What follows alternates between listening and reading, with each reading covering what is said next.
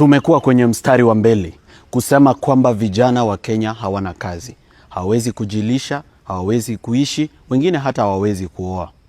Kama wewe ni kijana na hauna kazi, you are a jobless youth. We are starting the jobless youth movement agitate for vijana kupata kazi. 24th March tutakuwa Uhuru Park for the Jobless Rally nationwide. Kama unaweza kufika on 24th March, Monday, saa 3 asubuhi, fika Uhuru Park. Let's show them how many youth actually do not have jobs and cannot get a way to feed themselves and even depend on themselves. Hata hii mipango ambayo wanafanya kama hiyo housing, vijana hawakatwi housing kwa sababu hata payslip hawana. Hata isha hawezi kulipia bima ya afya, kwa hivyo hawana health cover kwa sababu mshahara hawana. Kwa hivyo ni vizuri vijana wote ambao ukaa pale jobless corner, ambao wanang'edhia pale Mong'edho.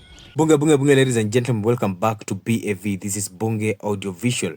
So today we are going to talk about the National Jobless Rally that is about to be held by Inject party leader Morara Kebaso at Uhuru Park come 24th March 2025. And I would like to welcome you back, you guys back to this episode of Bunge Podcast. And today we're talking about something big, something that could change the future of Kenya's youth forever. So you've seen Inject party leader Morara Kebaso has put out a call to all unemployed youths in Kenya to show up at Uhuru Park on March 24th, 2025 at exactly 9 a.m. So for what he's calling the National Jobless Rally Day. And his message was very, very clear. We are tired of being jobless, cashless, and hopeless. If the government won't act, then Gen Zs are ready to take power and demand for change.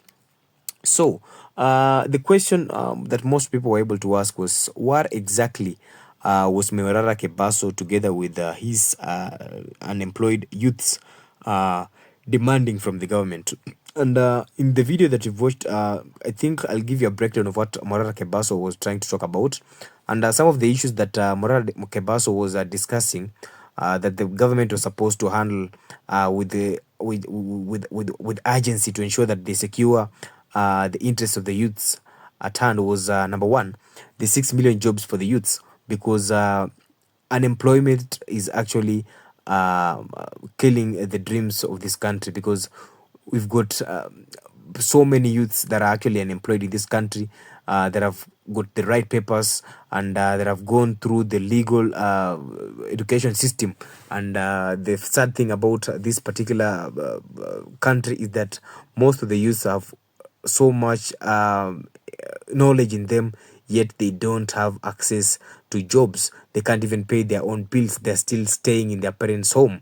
They have nothing to show, yet they have so much papers that have been piled up in their bedrooms. So number two, apart from the 6 million jobs for the youth, number two, you are able to see that Morara Kebaso said they wanted zero interest rates, or rather zero interest loans for the young entrepreneurs, because they know the money is there. So to him, was saying that the money is available in various government agencies, but we have got so many young entrepreneurs out here who have been done so much in the various projects that they've had in life, but when it comes to getting capital, rather financing, that is where they get the problem of actually making their dreams come true in the realm of business.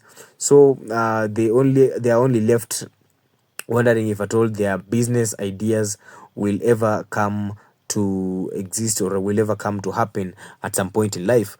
Then number three, they're also talking about a government that actually prioritizes young people. They wanted a government that prioritizes the needs of the young people, because right now most of the young people in this country are feeling ignored.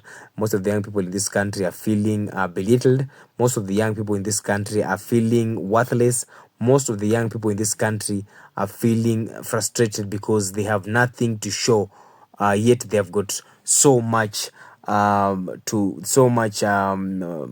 I say, they've got a very, very impressive portfolio, but the moment they really have nothing to show after working so hard and thinking that education is going to be the key to success.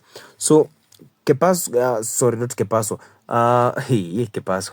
So, Kebaso didn't hold back. He questioned the 4.2 trillion budget and asked a simple question: what in the budget uh, actually belongs to the youth? Because he said that if the government can spend billions on their things, why can't they just use 360 billion to pay 1 million youths an amount of that is equivalent to 30,000 Kenya shillings per month for only 1 year? Imagine 1 million youths paid 30,000 per month for only 1 year will only account to 360 billion in total.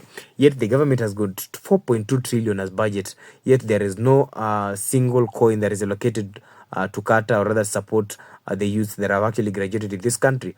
And what he was saying after doing that kind of breakdown of paying 1 million youths 30,000 per month, that will equate to 360 billion. It was, is that too much to ask when the young people can't even afford the basic necessities? Imagine, was 360 billion too much to ask? Yet you've got a budget of 4.2 trillion that has been put into place.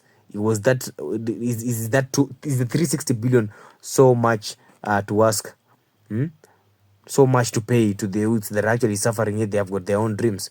Then what I also want to say is that let us also be real, because the social health authority deductions aren't helping the jobless youth, because you can't deduct money from someone who doesn't even have a pay slip, because youth unemployment is at crisis levels. And in the meantime, we've got also many immigrants coming to take jobs because they work for cheaper wages.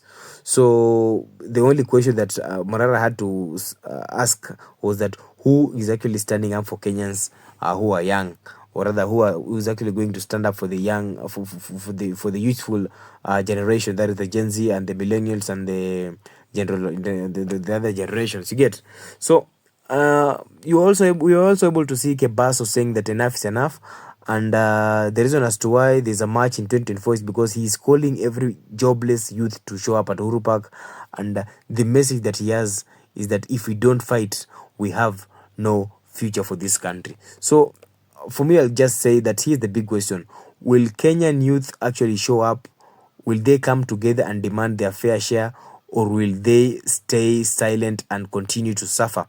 So let's wait for the big day and see if at all they are going to turn up in large numbers. But for me, I'll say that Morara Kebaso is a very, very ambitious, young and ambitious individual. And I'm pretty sure the kind of reputation that he's been able to build and the kind of trust that he's been able to build from the youths, I think personally, I'm expecting to see youths come out in large numbers at Uhuru Park, and I think they're going to make history. So I also want us to be honest. Politicians promise jobs every election season, but the moment they get into office, they usually forget about the youths, and they usually come up with so much empty words. Oh, no jobs, no opportunities. So I don't know.